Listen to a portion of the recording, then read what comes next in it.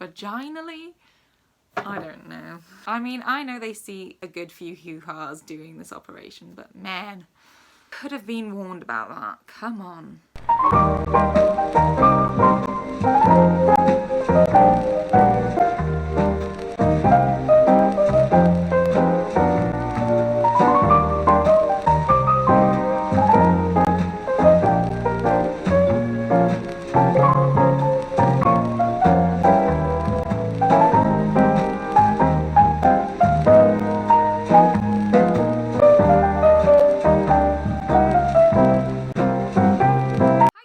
Welcome to my channel. My name's Nicole and here on We Mama into lots of motherhood, lifestyle, cleaning and organisational videos. So if you like that kind of content, I would love it if you could stick around and maybe consider subscribing. Today's video, as you can tell by the title, is 15 things that no one told me about having a C-section. I had a C-section last year in August 2020 with my second baby, my little girl Nina. We ended up having her a little earlier than planned. She kept turning around and she'd stopped growing at 34 weeks. So we had an emergency planned section, if that makes sense. I didn't get rushed straight into hospital. I had to go straight to hospital and I had the section 2 days later. At 32 weeks she was breech. And then at 34 weeks, she turned around again, so she was fine. And when I was first told that she was breech, I kind of did go into a panic mode, like, oh my God, I'm gonna have to have a C-section. And everyone was very quick, all like the medical professionals, such as like my midwife, the doctors that I saw, the nurses doing like the scans, they all really comforted me and they said, you're probably not gonna have a C-section. They were like, the baby has time to turn around. And then of course at my next scan, she turned around again. But by 36 weeks, Nina decided to turn around again, and because she hadn't grown since 34 weeks, they just decided, she's breech and she's not growing, so you need to go and have a C-section. I literally just went for my 36-week scan. I was actually 35 weeks at the time, and when I went in, they realised that she was breech. When I went in to see the consultant, she literally just said, oh, pack your bags, go to hospital now, you're about to have a C-section. That was it. It was a bit traumatic, but everyone was very quick to say, don't worry about it, and no one kind of briefed me. I remember at 32 weeks, when it was in my head that I might be having a C-section, I remember trying to do some research, but I think I was panicking so much I didn't retain any of that information. And then whenever I did mention it to a midwife, nobody kind of went through those options with me, that no one kind of walked through the steps of a C-section to me. And whenever I read things online, not that I read horror stories, but whenever I read about the procedure,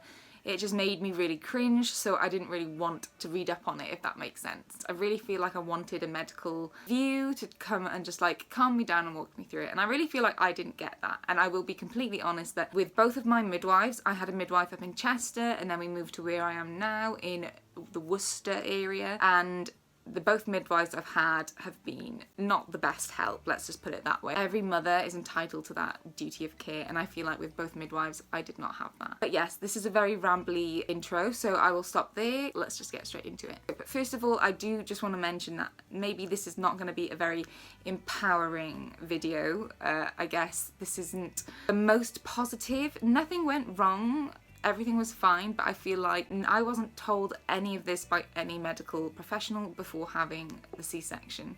I found out from girls in the bed next to me or from things that I've heard by word of mouth. So I really hope that this would be an empowering video. It's not a horror video. At the same time, I feel like I don't really think you're going to come away from this video feeling empowered about having a C-section. I mean, we should all feel empowered after having a C-section because it is rough going. Any kind of birth is rough. So I'll stop rambling and let's get into it. So number one, first up was steroid injections. Once I had gone into the hospital, I had to leave my husband at the door due to the pandemic. I remember just being given a bed on a prenatal ward, is it? And once I sat in the bed, the women came over. I was sobbing because I just had to leave my husband. I was on a C-section. I was a hot mess. And then when I spoke to these women in the bed next to me, they were all in the same situation, same kind of thing going on. There were some women who'd second-time mums, and one of them said, oh, she said, don't worry about the C-section because the worst thing is the steroid injections. And I remember just being like, what? steroid injections? What? Like the midwives and the nurses had come into me and said, you know, we're going to prepare you in a minute, we'll come in and like set you up. And to me that meant that they were going to come in and like, you know, check my blood pressure and monitor my baby, which they did. None of them mentioned steroid injections. You are injected with steroids, so they are basically recommended to help lessen the chance of breathing problems for your baby. No one told me when I was having these done, and I feel like I just had so many nerves and I definitely wasn't pre-warned before having a C-section. So yeah, you get 2 lovely steroid injections in your bum cheek. You know, they have to bend you over, lift up your nightdress, put it in. So I arrived into hospital on a Thursday night and I had to have my first one then, and I think your second injection has to be 8 to 12 hours later. So then I had my other one the following morning, and yes, they do hurt. They really hurt. The girls in the bed said actually it was worse than having a C-section because they sting, and I'll get onto this later, but they weren't the worst thing to sting, okay? Any needle in your arse cheek's gonna hurt. But yes, no one told me about steroid injections. Second thing that nobody told me about was the time, like the duration of the operation. Sounds like a rhyme. Duration of the operation. I had a really nice surgeon. The guy came in and he told me a bit about the operation, but there was just no point because obviously I was so full of nerves. My husband wasn't there. I was not concentrating.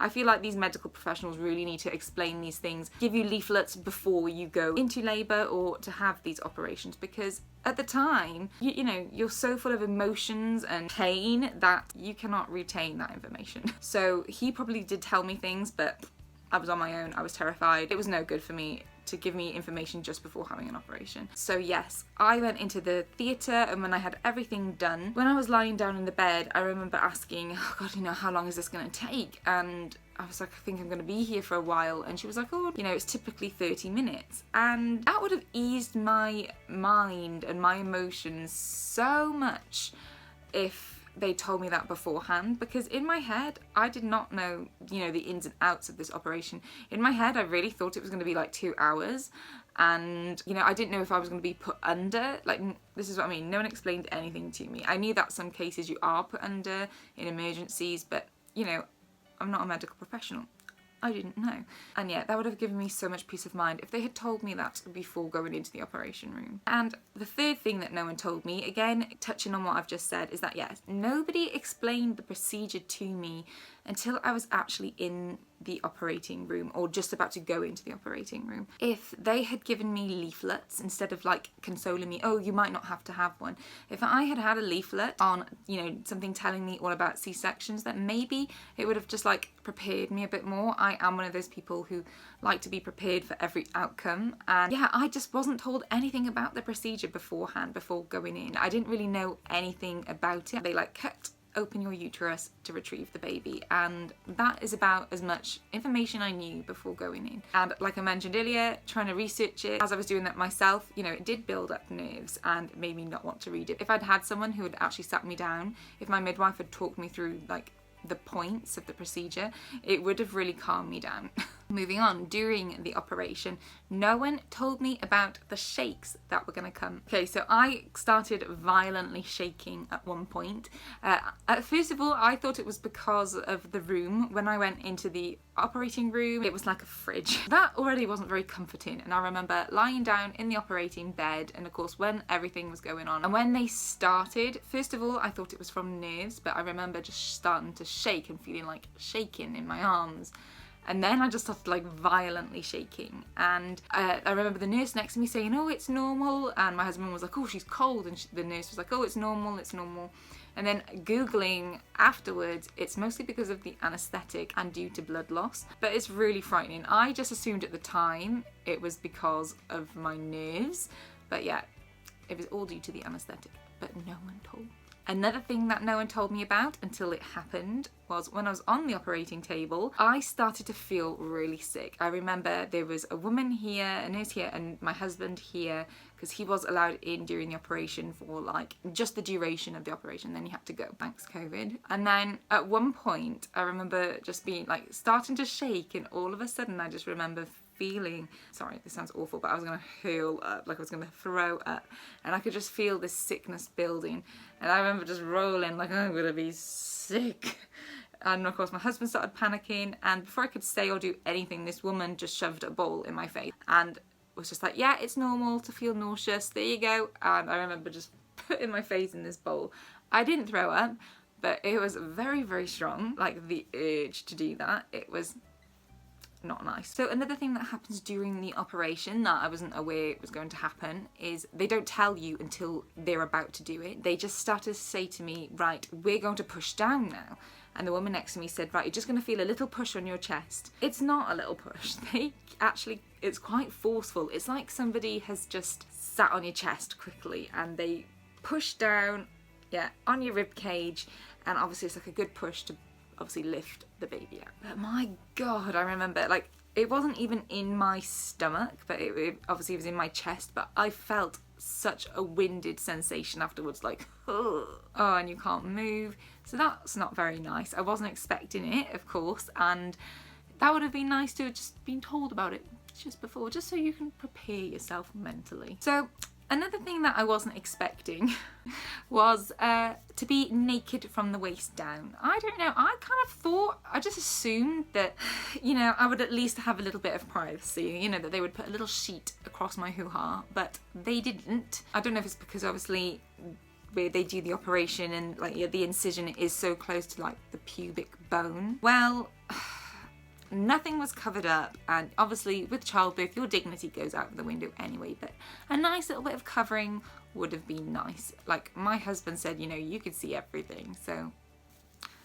that's nice, because obviously this was a bit of a shock and I had to go straight to the hospital. I did not prepare down there. So I mean, I know they see a good few hoo-has doing this operation, but man, could have been warned about that. Come on. Another thing that I wasn't told, and I don't even know how to explain this part, is that something happens with your bladder during the operation.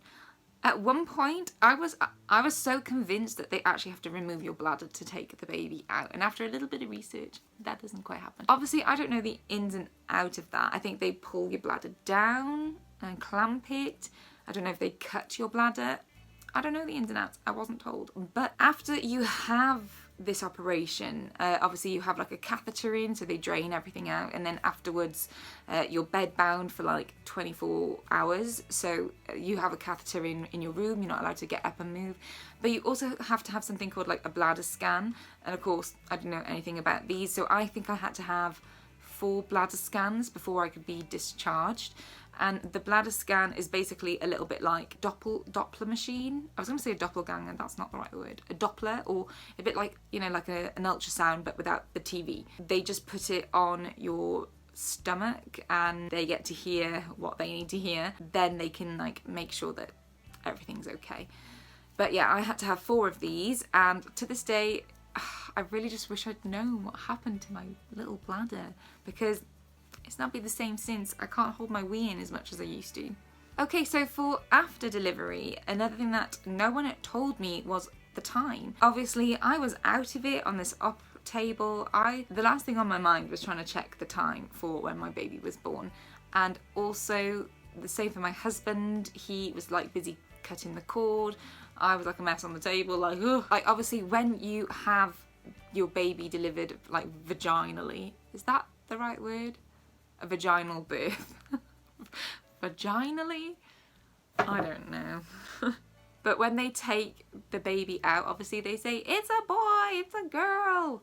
And then they say, oh, time of birth. No one shouted that out. Like, I literally thought, later on when I was speaking to my husband after the baby was born, I thought it was like at 20 past 2, 20 past 3, and my husband's like, no, it's 20 to 1 it happened.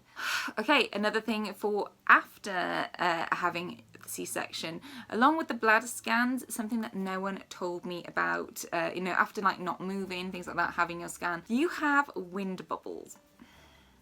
It sounds cute, but it's not, it's really not.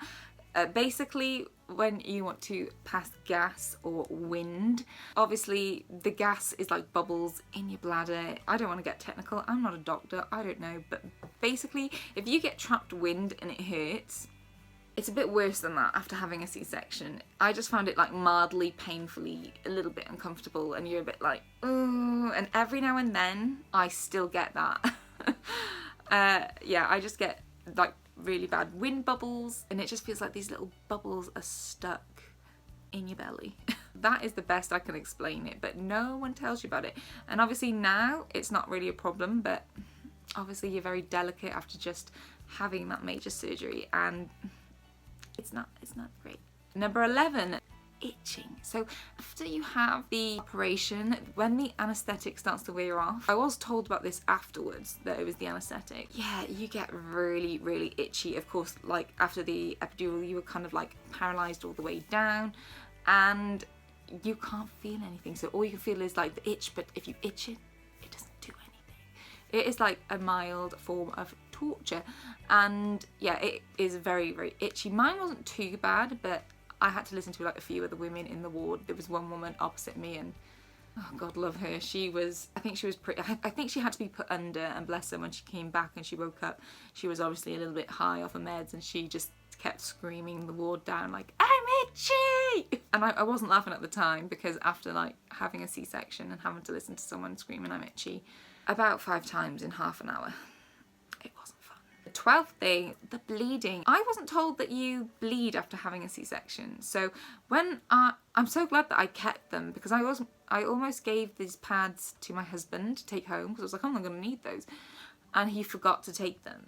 Even though the hospital did give me some. You bleed a lot after having a C-section, which is just something that I wasn't aware of. So yeah, even when I was like looking at hospital bags for a C-section, I didn't see anyone packing pads. Yes, you do still bleed after having a C-section. Another thing after having my C-section that I didn't get told was anything about a bath. I forgot to ask, because of course I'm a new mum, baby brain, feeling like I've been hit by a bus, you know, after this operation. They all told me that I could shower, which I was a bit surprised about. I was like, oh yeah, fab, I can shower. I was under the impression that I couldn't, because you do get like a big plaster, like bandage over your wound, and then I think I did have to take mine off. I was in hospital for a bit longer due to Nina. She had to go to the NICU.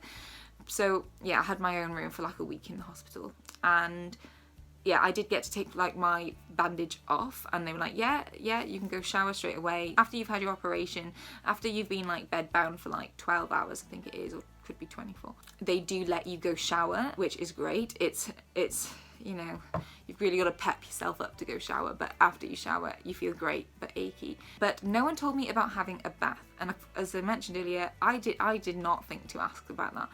And I remember putting on Facebook like, oh, I can't wait to have a bath. And someone I know on Facebook who's a midwife said, who told you that you couldn't bath? And I said, I haven't been told that I can or can't. Can I have a bath? And she was like, yeah, of course you can bath. Straight away. I feel like after having a C-section, you, like us mamas, we deserve a nice, hot, relaxing bath. And I didn't have one for ages because I thought I couldn't. And just double check that, but I was told that I could.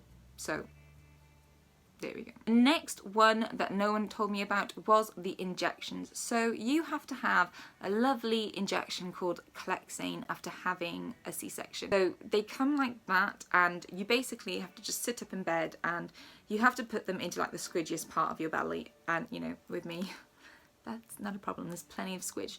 So she had to put one into the side, so you had to alternate each side. So this syringe is called Caesarean, and I think it's a blood thinner to just help with the blood flow. I had to have it for, I think, 2 weeks.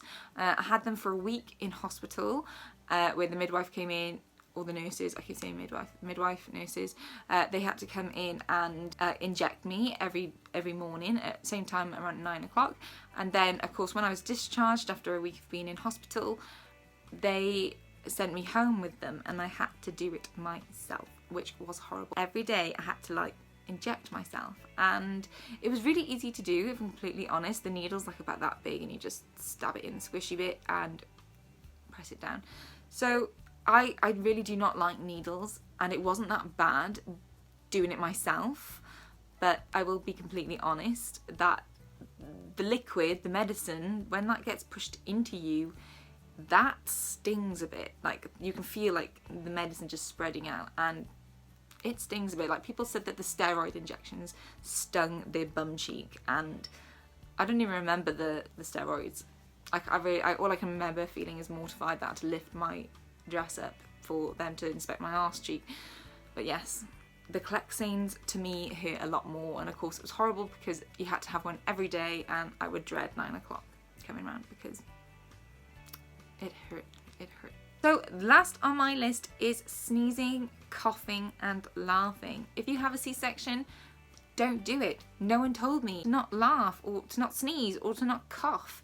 And if you do, it's painful. It is a little bit painful. Obviously, you've just had a major surgery on your muscles.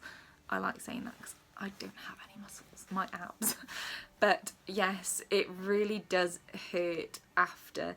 I can't say much for laughing because after having my baby, I was not in a laughing mood. My darling little baby daughter, she got rushed off to NICU for a week. And of course, I was in the middle of a pandemic. I was on my own in a hospital room for a week. So I didn't laugh. But yes, sneezing and coughing, I did that in a hotel room, in the hospital room. And yeah, it hurts. Obviously, you're shaking your muscles. I think I sneezed and I remember just not even thinking about it. I just remember going, achoo, and as I did it, ooh, it really hurt. There we go. We made it. Are you still here? If you are, well done. Thank you. That is 15 things that no one told me before having a C-section. I know that was a very, very beefy one. I really wish that I had been told these things. Some people might think, you know, I'm glad I didn't know about that because I would overthink it. But even though I am a bit of an overthinker, I am one of those people who like to be in control a bit. I'm a Virgo, I can't help it.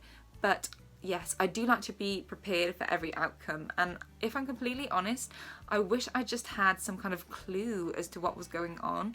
I felt like I was just shipped about a bit and nothing was explained to me. I mean, even though I was a second-time mum, that kind of procedure was obviously very foreign to me. I had no idea what was going on. I didn't know anything about recovery or, you know, what happens during the operation, like little details during and after. Nothing was explained to me.